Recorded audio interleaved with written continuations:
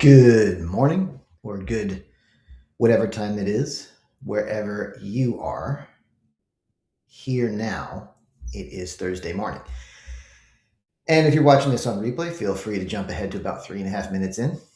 I'm going to let everybody join the stream if they want to watch live. Good to see you guys this morning. Let me fix my links here. See if I can see if this is going to work. About a 50-50 shot. There it goes. So today I'm going to do the take two on the it only works because no one's in charge of it. Last time it got cut off through some strange artifact of the streaming process, and I got cut off right in the middle, right before I went into some really, really interesting stuff. So today I'm going to fix that.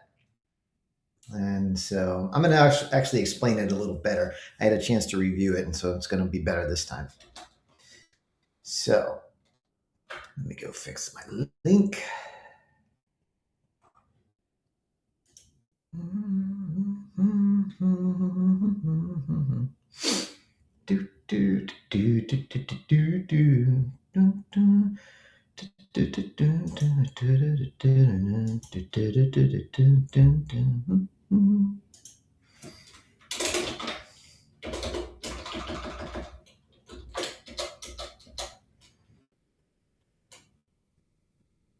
Yeah, that's pretty good. Alligators? You didn't know that your favorite hypnotist is actually pretty good marketer.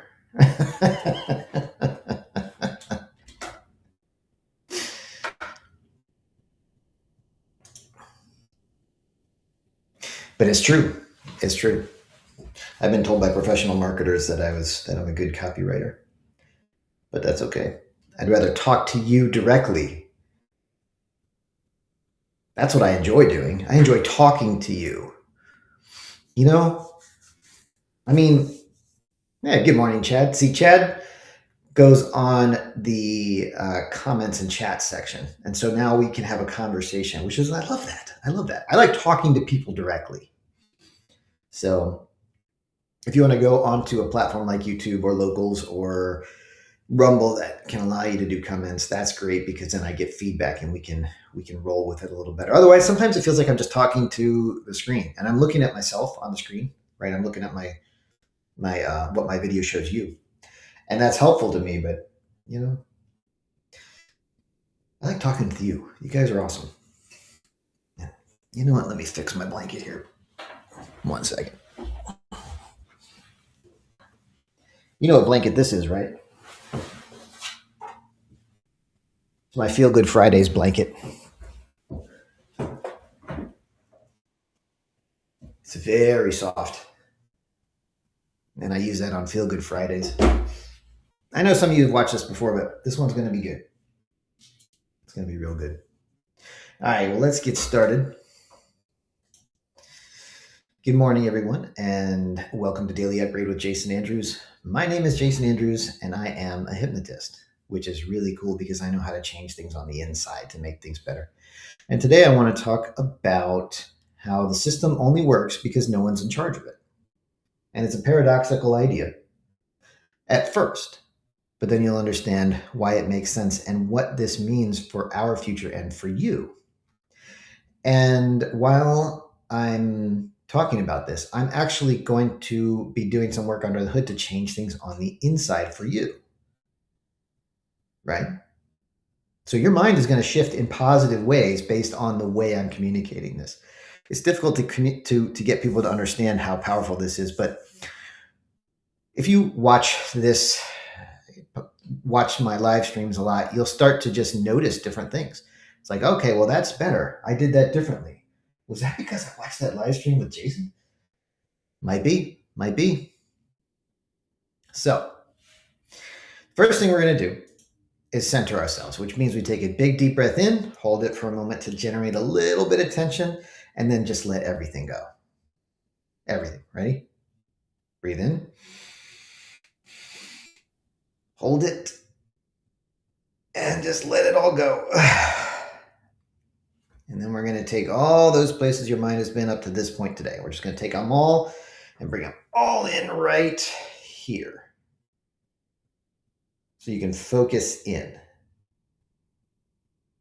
Now, today, as I said, we are going to talk about why the system works only because no one is in charge of it. And why that's a strange thing. It's a bit paradoxical, but why is that true? Why is that true? And it kind of goes like this. If in any system, and well, let me first define certain things, right? We've got your agents, which are your individual components that can make choices inside the system. Now, this is going to be your people. This is going to be your occasionally organizations, but organizations are downstream from the people running the organizations. But you could call certain organizations an agent. And then you've got the what I would call the machines. Okay. Now the machines are the system of laws. You apply the law, the set of laws to a certain situation, and you get different outputs. Right. You have a law that you cannot murder people. If you murder somebody, you will get hanged, which was throughout most human societies, throughout almost all of human existence.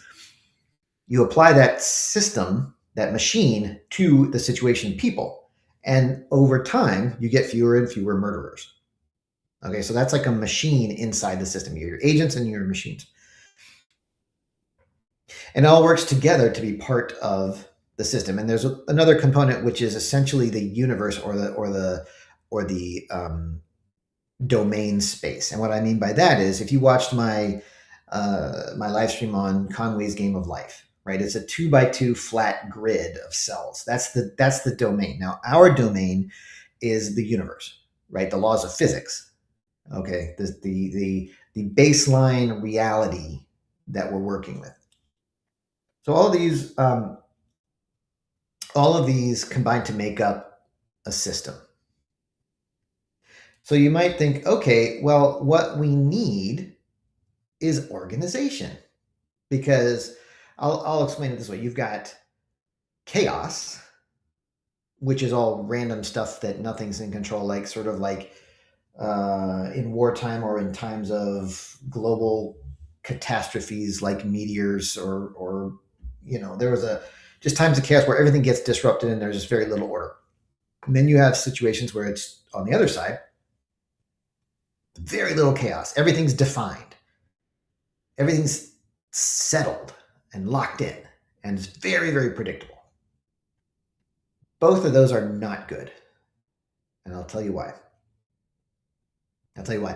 Because what you want is the middle ground, which is where in systems theory we would call this the complexity space. The complexity space. Now, complexity is when you have sufficient order to create a system, but you have sufficient chaos to generate creativity. Okay, there's no creativity over here. Okay, there's no pattern over here.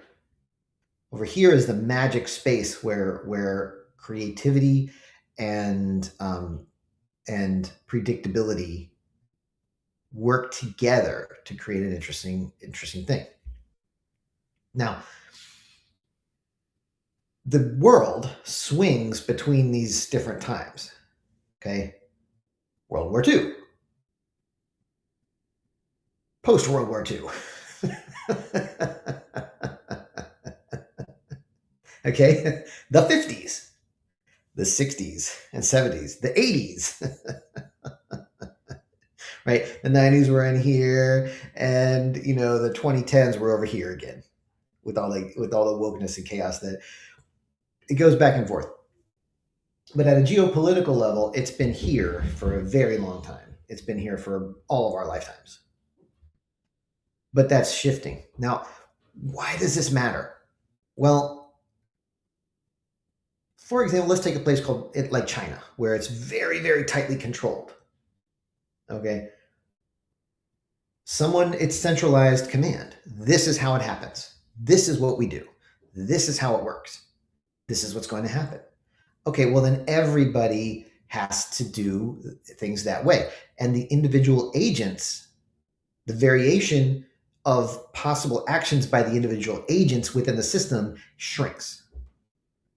Okay, the more centralized command you got, the less variability in behavior you get from the individual agents, the individual people involved.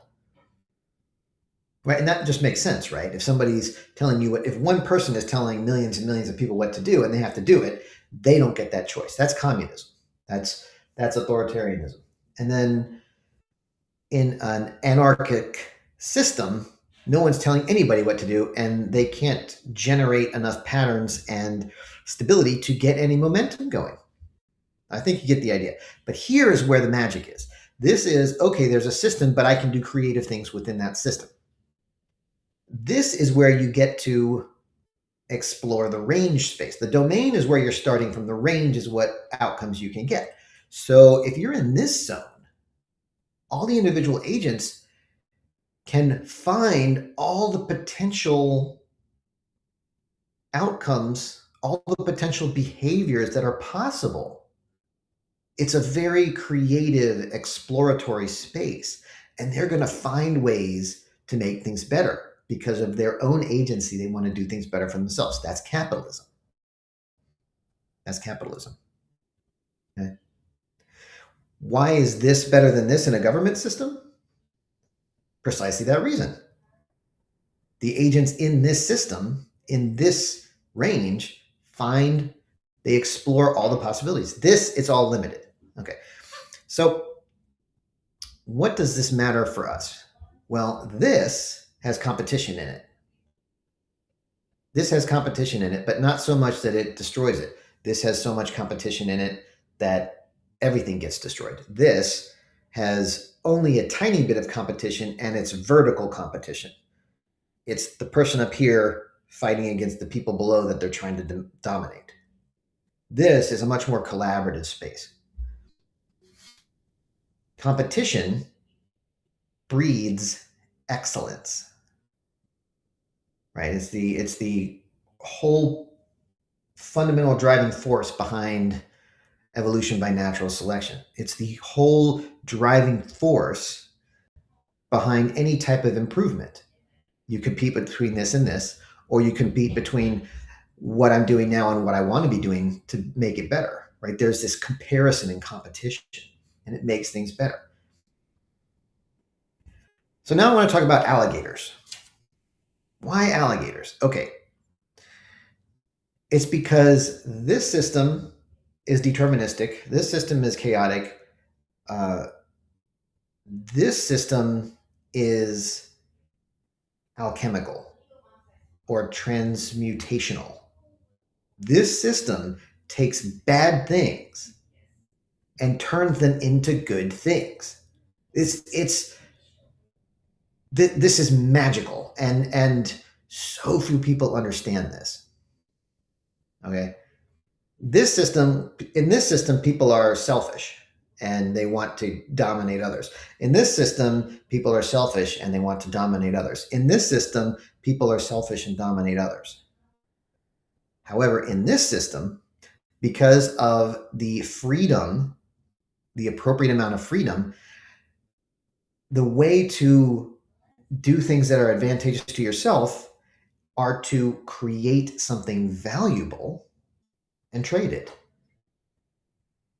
So this person's selfishness ends up creating something positive for the society. This person's selfishness is, I'm telling the police to arrest you because you tweeted something against my, politically against me. Okay, that doesn't make anything better. That doesn't make anything better. Here you have to make something better in order to be able to advance yourself. And that turns billions of selfish agents into something that creates good things. Right? Do you get it now? I mean, this is the system that changes bad things into good things. Now, is it perfect? Of course not. There's the more oligarchical the system gets, the closer it floats over here,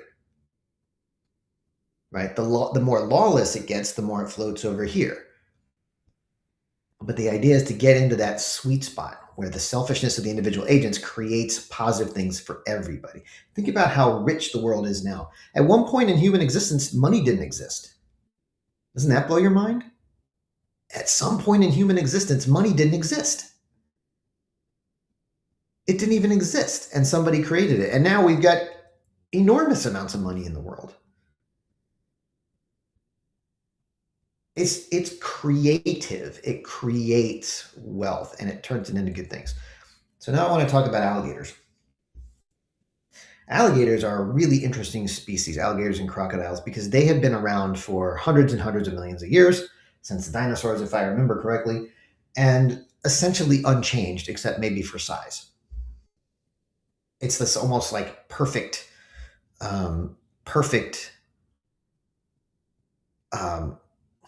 iteration, so that no matter what happens, they have not evolved. They just stay the way they are because it still works. Now, alligators and crocodiles do this thing. Adult alligators and crocodiles are the number one predator of young and baby alligators and crocodiles. I'll just use alligators because it's easier to say than both of them. 80% or something like that of alligators that are not adults yet get eaten by other alligators. Now, doesn't that seem evil to you?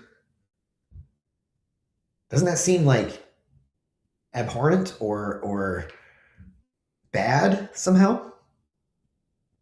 To me, it does. To me, it does. And then, but here's the thing: about 100 years ago, people in Florida were like, "Oh, these alligators are eating all our livestock or whatever. We got to get rid of all the alligators." So the government said, "Okay, give me every alligator pelt you give me, or skin or whatever. We'll pay. We'll give you money for it." And so all these people were like, "Woohoo!" And so they went out and killed all the alligators they could find. And they killed like a bunch of alligators. And then all the flocks and everything they had, got big because the alligators stopped eating them. Well, what happened? Well, in 3 years, the alligator population was much bigger than it was before they started the program of killing alligators. Why? Because in killing all the alligators, they removed the single biggest thing that killed alligators. Okay? It's a recursive thing. Now, doesn't that blow your mind that this inherent instinctual behavior of alligators to eat baby alligators, to eat young alligators, is the very mechanism that enabled their species survival for longer than almost any other species? No matter what happens to the population of alligators, by removing the population of alligators, you make space for way more alligators. All right? Does that make sense? This thing that is evil for alligators, it's evil, but it's the thing that helps them the most. It's this transmutation thing. Now, this does not apply to humans. Humans don't eat other humans. They better not be. But it's the principle of the idea that something that could be selfish, negative, evil, bad, whatever, in certain systems can be the very thing that enables the system itself to thrive as a whole. Now, what this means is these are second order effects.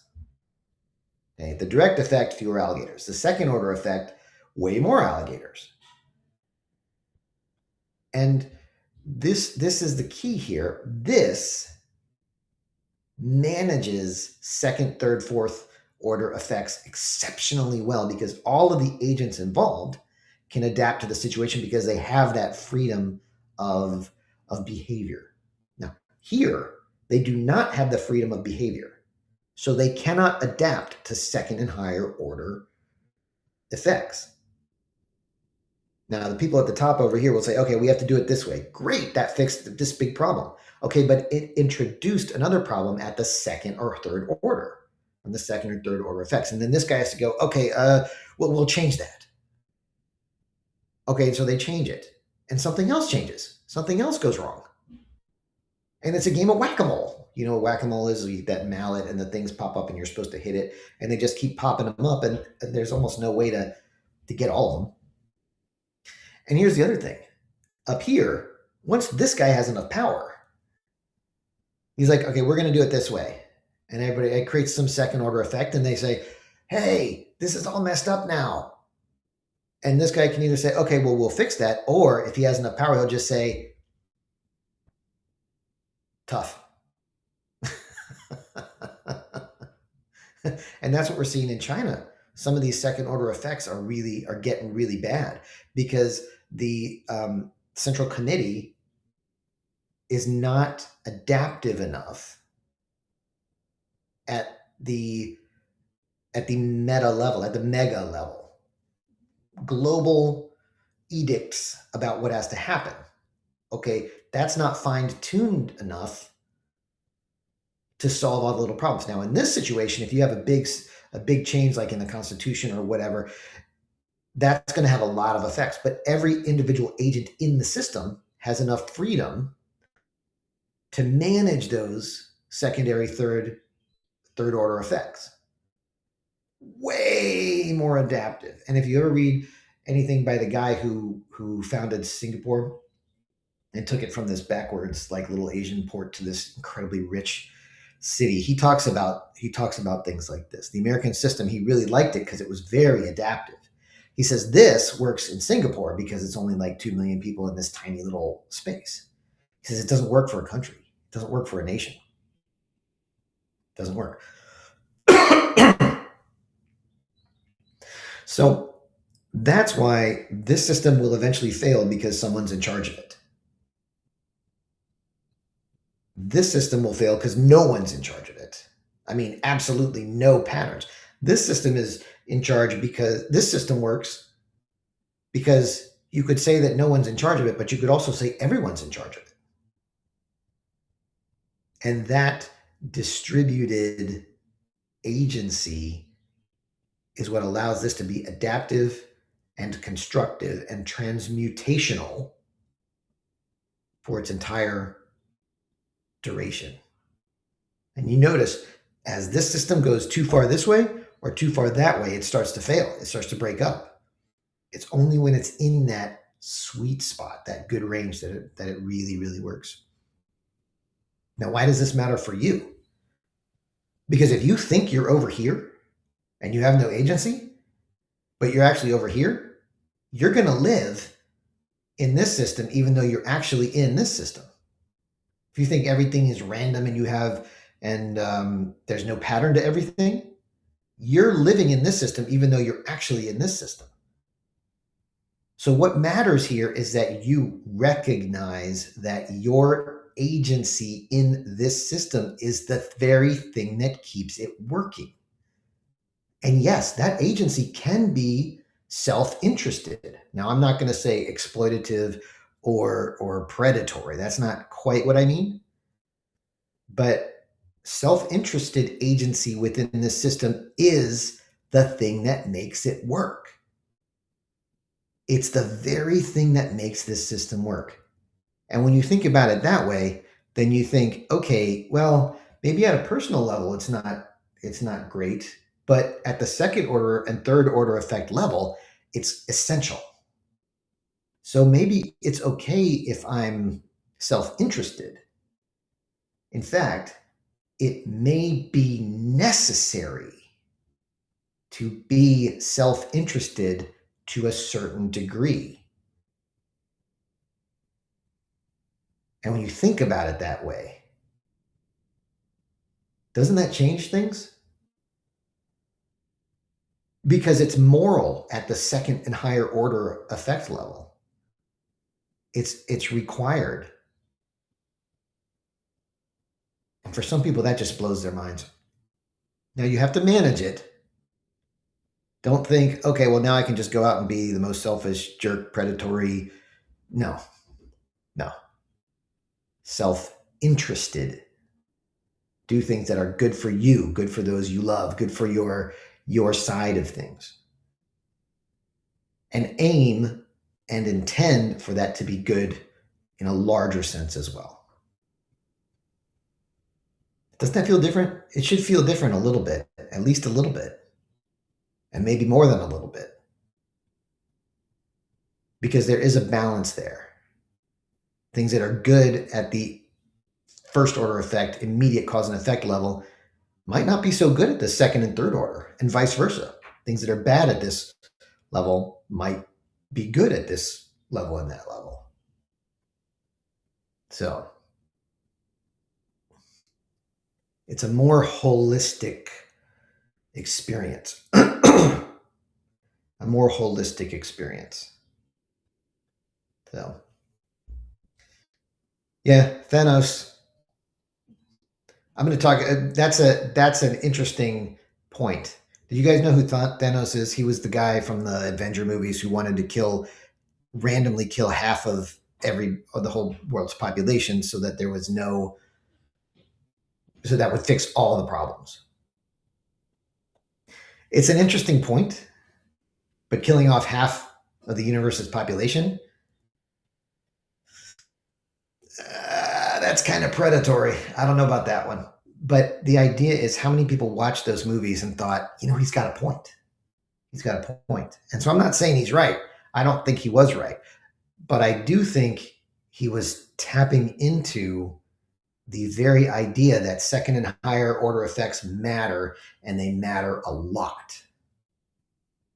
And you can argue about the implementation, but I don't think you can argue. Just human experience shows again and again and again that self-interested actions in the space of a complexity-oriented, designed system has positive effects. And that's really what I'm aiming for. So if you enjoyed this, thank you for being here with me today. If you enjoyed this or found this interesting, feel free to share it. Feel free to check out the links that I have in the descriptions. There's a lot of really good things going on there. I am a hypnotist. I can help a lot of people with a lot of things, and that may be you. So check those out. If you like and subscribe, it extends my reach. That's also up to you. And tomorrow is Feel Good Fridays. And you're going to want to feel good because you make better decisions. You make better choices from a position of feeling good than a position of feeling lack. That just makes sense, doesn't it? So join me tomorrow morning for Feel Good Fridays at 8:30, and I will talk to you then.